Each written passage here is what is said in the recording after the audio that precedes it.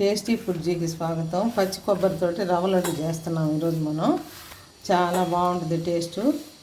నేను అసలు నీళ్ళు వేయనండి, మంచి పాలు, గేదె పాలు, చిక్కటి పాలతో చేస్తున్నాను. నెయ్యి వేసుకున్నాను బాణీలో. జీడిపప్పు వేపుకుంటున్నాను.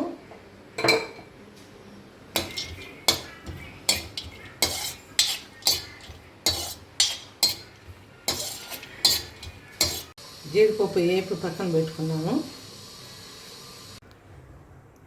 ఈ గ్లాస్ తోటి 2 గ్లాసులు బొంబాయి రవ్వ తీసుకున్నాను. తీసి బాండిట్లో పోసి వేపుకుంటున్నాను. నెయ్యి ఉంది కదా, మనం జీడిపప్పు వేపుకున్న నెయ్యి ఆ నేతిలోనే పోసి వేపుకుంటున్నాను. ఇదిగోండి, బాగా రవ్వ మంచి రంగు వచ్చింది. పచ్చి వాసన అంతా పోయి మంచి వాసన వస్తుంది. ఇట్లా వేపుకోవాలి. యాలకులు, కొద్దిగా చక్కెర వేసి మెత్తగా పొడి పట్టుకుంటున్నాను. ఒక చిప్ప పచ్చి కొబ్బరి తీసుకున్నాను. ఇది తురుములాగా వేసుకుంటాను. దీన్ని ఎండు కొబ్బరి అయినా వేసుకోవచ్చు, పచ్చిదైనా వేసుకో. ఎండు కొబ్బరి ఎక్కువ రోజులు నిల్వ ఉంటుంది. పచ్చి కొబ్బరి ఏంటంటే 3 రోజులు 4 రోజులు నిల్వ ఉంటుంది. బాణీలో కొంచెం నెయ్యి వేసుకుంటున్నాను.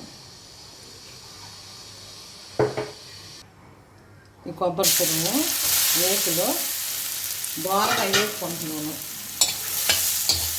కొద్దిగా దాంట్లో ఉండే కొద్దిగా నీరు తగ్గేదాకా, పచ్చి వాసన లేకుండా. కొబ్బరి తురుము వేగింది, నేను తీసేస్తున్నాను. మనం రవ్వ తీసుకున్నాం కదమ్మా గ్లాసు, ఆ గ్లాస్ తోటి 2 గ్లాసులు చక్కెర తీసుకుంటున్నాను. 2 గ్లాసులు రవ్వ, 2 గ్లాసులు చక్కెర. కొబ్బరి తురుము కూడా వేస్తున్నాను దీంట్లోనే.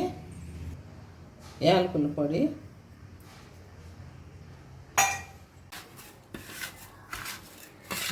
చక్కెర, కొబ్బరి తురుము, బొంబాయి రవ్వ, యాలకుల పొడి, ఇది మొత్తం ఇట్లా కలిసేదాకా కలుపుకోవాలి.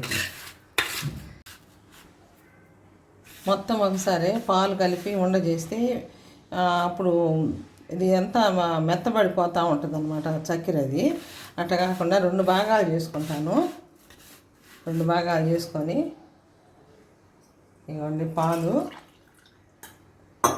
పోసి ఇట్లా కలుపుకుంటాను. కలుపుకుంటా ఉండ చేసుకుంటే బాగా వస్తుంది. ఎమ్మటి గట్టి పడిపోద్ది, లేకపోతే చక్కెర అంతా కరుగుతూ ఉంటుంది. ఇదిగోండి, ఇట్లా ఉండగట్టుకోండి జీడిపప్పు పెట్టి. ఇదిగోండి, మనం ఎప్పటికప్పుడు పాలు కలుపుకుంటా ఇట్లా చేసుకుంటే చాలా బాగుంటుంది. అంతా ఒకేసారి కలుపుకుండా.